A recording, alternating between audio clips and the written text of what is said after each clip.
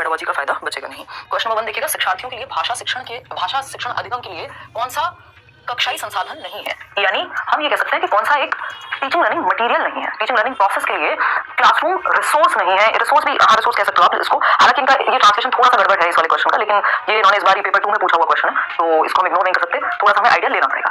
ठीक है जी, तो पोल में आप जवाब दे रहे हैं 41% लोग बी कह रहे हैं। समझते हैं कहानी क्या है। देखिए, पठन कोने का मतलब होता है रीडिंग कॉर्नर। ये अब आप इस बात को तो गांठ बांध लीजिए कि आपको हिंदी पेडागोजी इंग्लिश में ट्रांसलेट करके समझनी पड़ेगी, क्योंकि ये जो इंग्लिश पेडागोजी क्वेश्चन जिस तरह से पूछे जाते थे उसको ट्रांसलेट मार के हिंदी में दे देते हैं, जो नोटिस कर पा रहे हैं हम लोग पिछले 2 से 3 बार से, 2 बार ऑनलाइन और इस बार ऑफलाइन भी। तो रीडिंग कॉर्नर कहते हैं इसको, पठन कोना को। देखिए, रीडिंग कॉर्नर जो है ऐसा नहीं है कि इसको हम ये नहीं कह सकते कि भैया ये एक टीचिंग का संसाधन नहीं हो सकता, क्लासरूम में एक रीडिंग कॉर्नर बनाया जा सकता है, कोई बहुत बड़ी बात नहीं है। कक्षा पुस्तकालय की अगर हम बात कर रहे हैं तो ऑफकोर्स अगर एक लाइब्रेरी क्रिएट की गई क्लासरूम में तो वो भी अपने आप में एक रिसोर्स है, जो रीडिंग कॉर्नर है वो भी एक रिसोर्स है ना। कक्षाई प्रक्रियाएं जो है वो टीचिंग लर्निंग मटेरियल में हम काउंट नहीं करेंगे, रिसोर्स तो ये भी अगर देखा जाए, लेकिन इनके पूछने का मतलब यहाँ जो है वो कक्षाई प्रक्रियाएं हैं, मतलब एक एक्टिविटी है जो क्लासरूम एक्टिविटीज है। कक्षाई मतलब क्लासरूम और प्रक्रिया मतलब एक्टिविटीज, तो क्लासरूम एक्टिविटीज अपने आप में एक प्रोसेस है, जबकि यहाँ पे बात हमसे मटेरियल की कर रहे थे अगर देखा जाए तो, क्योंकि 3 ऑप्शंस जो है वो एक ही जैसे हैं। शब्द दीवार मतलब जो आपका वर्ड क्या कहेंगे उसको, वॉल, जिसपे आपको अलग अलग वर्ड्स मतलब वोकैब में आपको मदद मिलेगी, ऐसा रिसोर्सेज होते हैं ना, दीवारों पे कुछ चिपका हुआ है ये हुआ, तो ये तीनों ही चीजें किसी एक रिसोर्स के बारे में बात कर रहे हैं। रिसोर्स छोड़ दीजिए, मटेरियल के बारे में बात हो रही है,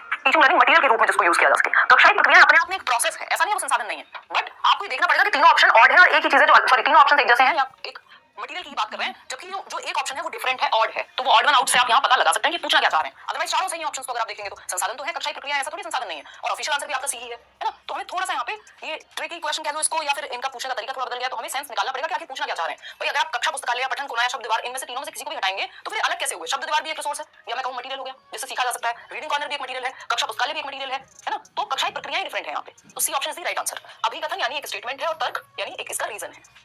अभिकथन क्या है, इसका स्टेटमेंट क्या है, भाषा अध्यापक द्वारा व्यक्तिपरक अधिगम की योजना तैयार की जानी चाहिए। यानी व्यक्तिपरक अधिगम क्या होता है, इंडिविजुअलाइज्ड एजुकेशन प्लान, यानी इंडिविजुअल नीड्स को ध्यान में रखते हुए अलग अलग बच्चे होंगे उनके हिसाब से व्यक्तिपरक अधिगम की योजना बनानी चाहिए। आईईपी कह देते हैं स्पेशल एजुकेशन में, तो इसको है ना उसी तरह की बात है यहाँ पे कि इंडिविजुअल नीड्स को ध्यान में रखते हुए कि ये बच्चा ऐसे सीख पाएगा, मल्टीपल तरीके पढ़ाने के लाने चाहिए।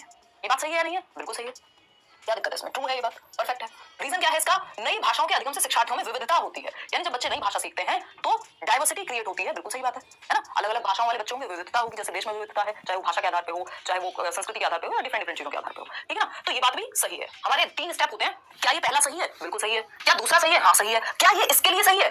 तो बात गड़बड़ा गई यहाँ पे, तीसरी शर्त पूरी नहीं हो रही कि भाई ये दोनों आपस में सही है, अलग अलग सही है, इंडिविजुअली एक दूसरे के लिए सही नहीं है। क्या हो जाएगा? ब्रेकअप। ब्रेकअप बोले तो A is not the right reason for the statement या अभिकथन। मतलब हम यहाँ पे ये कहेंगे कि ए और आर दोनों सही हैं तथा आर ए की सही व्याख्या नहीं नहीं नहीं नहीं नहीं सही व्याख्या कहाँ है?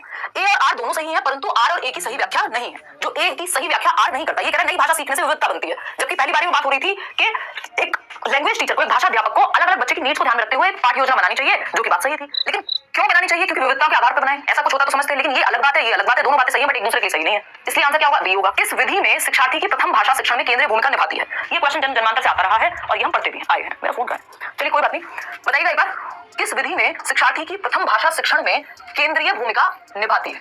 यानी किस विधि में शिक्षार्थी की प्रथम भाषा, जो फर्स्ट लैंग्वेज है लर्नर की, वो सेंट्रल रोल प्ले करेगी। फर्स्ट लैंग्वेज, मदर टंग, यानी कि प्रथम भाषा मतलब मदर टंग, मातृभाषा, जो वो अपने घर से सीख करके आया है, सीख के भी क्या उसने एनवायरमेंट से उठा लिया है उसको, यानी अर्जित करके आया है। सीखना भी गलत शब्द होगा, ठीक है ना। तो संप्रेषणात्मक अधिगम शिक्षण विधि जितने भी लोग जवाब दे रहे हैं ये गलत है। क्यों? क्योंकि इसको इंग्लिश में अगेन ट्रांसलेट करो नहीं तो गड़बड़ होगी। कम्युनिकेशनल लैंग्वेज टीचिंग कहते हैं CLT, और CLT ऐसा नहीं है सिर्फ मदर टंग में ही जो है यहाँ पे सिर्फ मदर टंग ही सीखी जा सकती है CLT के माध्यम से, बल्कि हम दूसरी भाषा भी सिखाते हैं। इंग्लिश के लिए कम्युनिकेटिव लैंग्वेज टीचिंग का अगर हम इस्तेमाल करेंगे जिसमें बच्चों को संप्रेषण का मौका मिल रहा होगा। संप्रेषण क्या होता है? डिस्कशन, चर्चा। किस भाषा में? हिंदी में करोगे तो हिंदी सीख जाएंगे, इंग्लिश में करोगे तो इंग्लिश सीख जाएंगे।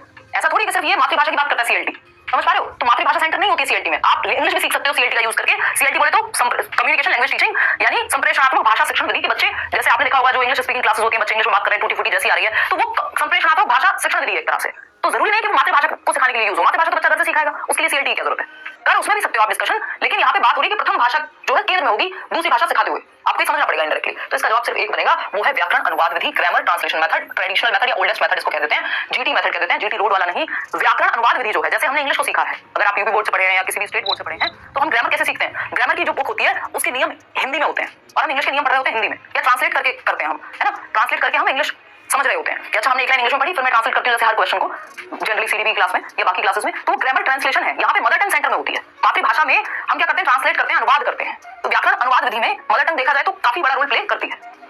कार्य आधारित अधिगम होता है टोटल फिजिकल रिस्पॉन्स, यानी बच्चों को कोई एक्टिविटी, मछली जल गिरानी है तो वो हाथों से मछली बना के दिखा रहे हैं, एक्टिविटी कर रहे हैं बेसिकली। प्रत्यक्ष डायरेक्ट विधि में तो मदर टंग की जगह ही नहीं होती, यहाँ तो सेकंड लैंग्वेज में सिखाया जाता है, यानी इंग्लिश सिखा रहे हैं तो फाइन लगेगा अगर आप हिंदी बोलेंगे तो यहाँ तो मदर टंग की जगह नहीं होती। मदर टंग तो प्रोहिबिटेड होती है प्रत्यक्ष विधि में, यानी डायरेक्ट मेथड में। चेतन की प्रथम भाषा भोजपुरी है। एक बच्चा है जिसकी प्रथम भाषा का मतलब क्या होता है? मातृभाषा। जनरली 99% ऑफ द केसेस में पहली भाषा आपकी मातृभाषा होती है, ठीक है ना, कि जो आपके घर में बोली जाती है। क्लियर बात? अगर हम बात करें यहाँ चेतन की प्रथम भाषा भोजपुरी है, वह तमिलनाडु गया, यानी वो बिहार का बच्चा होगा ऐसा हम मान रहे हैं, या भोजपुरी उसके घर में बोली जाती है तो उसकी मातृभाषा है। तमिलनाडु गया बच्चा, साउथ इंडिया में गया, अब वह भोजपुरी नहीं बोलता है और अपने साथियों से केवल अंग्रेजी में ही बोलता है, यानी उसने इंग्लिश सीखी या आती थी, व्हाटएवर दूसरी भाषा इंग्लिश आती है उसको या सीखी है, और अब वो इंग्लिश में बात करता है, भोजपुरी का इस्तेमाल नहीं करता है, क्योंकि हो सकता है वहां भोजपुरी की जो बात ही ना हो। ये वैसा ही है एकदम जैसे कोई व्यक्ति इंडिया से अमेरिका चला जाए तो यहाँ वो हिंदी में बात करता था, लेकिन अमेरिका जाकर के उसका ज्यादातर काम जो है वो अंग्रेजी में ही है, वो अंग्रेजी बोलना शुरू कर देता है, अंग्रेजी बोलता ही है, अंग्रेजी में सोचता है, ये सारी चीजें इंग्लिश में हो रही है। ऐसा यहाँ पे है। जब नई द्वितीय भाषा प्रथम भाषा का स्थान लेती है तो यह स्थिति किस बात की द्योतक है? यानी जब द्वितीय भाषा जो सेकंड लैंग्वेज है आपकी नई, सेकंड लैंग्वेज बाद में सीखी होगी ना, फर्स्ट के बाद ही सेकंड आएगा, भाषा प्रथम भाषा का स्थान ले लेती है, यानी अब आप अपने मदर टंग में ज्यादा कन्वर्सेशन नहीं कर रहे हैं, ज्यादा संप्रेषण आपका या जो बातचीत है वो आपकी दूसरी भाषा में हो रही है। तो क्या होगा? आप पहली भाषा को धीरे धीरे या तो भूलने लगते हैं या फिर उसका इस्तेमाल कम हो जाता है, उसका प्लेस जो है साइड हो गया कहीं ना कहीं। तो ऐसी स्थिति को हम ऋणात्मक द्विभाषावाद कहते हैं, यानी इसको द्विभाषावाद नहीं कहेंगे। द्विभाषावाद तो होता है कि दोनों भाषाओं का प्रयोग कर रहा होता बच्चा, कि घर में वो भोजपुरी बोलता है और क्लासरूम में वो इंग्लिश, या दोनों को मिक्स एंड मैच करता है। तो द्विभाषा मतलब दो भाषाएं आती हैं बच्चे को और दो भाषाओं का इस्तेमाल भी कर रहा है। यहाँ पे अगर ये ऑप्शन में नहीं होता बी ऑप्शन, तब हम द्विभाषा के साथ जा सकते थे कि बच्चे को दो भाषाएं आती हैं, तो चारों ऑप्शन में से बेस्ट चूज करना है हमको, ठीक है ना। कोड स्विचिंग होता है, अभी एक क्वेश्चन आएगा उससे पहले मैं बता दूंगी तो आप फिर पकड़ जाएंगे आंसर। कोड स्विचिंग होता है जब आप एक भाषा से दूसरी भाषा में चले जाते हैं, है ना। एक कोड मिक्सिंग भी होता है, ये यहीं पे दिया हुआ है। कोड मिक्सिंग है जब आप कुछ वर्ड्स दूसरी भाषा के यूज करते हैं, जैसे मैंने अभी किया, मैंने कहा कुछ वर्ड्स, कुछ हिंदी है, वर्ड्स जो है क्या है, इंग्लिश वर्ड है, और फिर से मैं हिंदी में आ गई, तो ये कोड मिक्सिंग है ना। कोड स्विचिंग क्या होता है? मैं हिंदी बोलते बोलते इंग्लिश में बोलना शुरू कर देती, वो कोड स्विचिंग हो जाता है, यानी भाषा चेंज कर दी मैंने। लेकिन ये है ऋणात्मक द्विभाषावाद, क्योंकि आपने दूसरी भाषा सीखी और पहली भाषा का आपने इस्तेमाल बंद कर दिया, तो ये नेगेटिव कह लीजिए इसको आप, है ना, द्विभाषावाद, यानी दूसरी भाषा यूज नहीं हो रही है। तो B option is the right answer. Question number 5 देखिए, निम्नलिखित में से कौन सा पठन पूर्व गतिविधि को समर्थित करता है, यानी समर्थन करता है किसका? पठन पूर्व गतिविधि। पठन पूर्व गतिविधि क्या होता है? जब हम पढ़ने से पहले, यानी बिफोर रीडिंग एक्टिविटी है, एक रीडिंग से प्री रीडिंग एक्टिविटी भी कहते हैं इसको इंग्लिश में, ठीक है ना। इंग्लिश में ट्रांसलेट कर लेंगे तो इजी हो जाएगा, अब आप बच नहीं सकते क्योंकि इन्होंने ट्रांसलेट करके हिंदी पेडागोजी देने लग गए हैं, ठीक है ना। तो निम्नलिखित में से कौन सा पठन पूर्व गतिविधि को समर्थित करता है, यानी प्री रीडिंग एक्टिविटी को क्या करता है? डिनोट करता है या उसकी तरफ इशारा करता है, कौन सा एक ऑप्शन?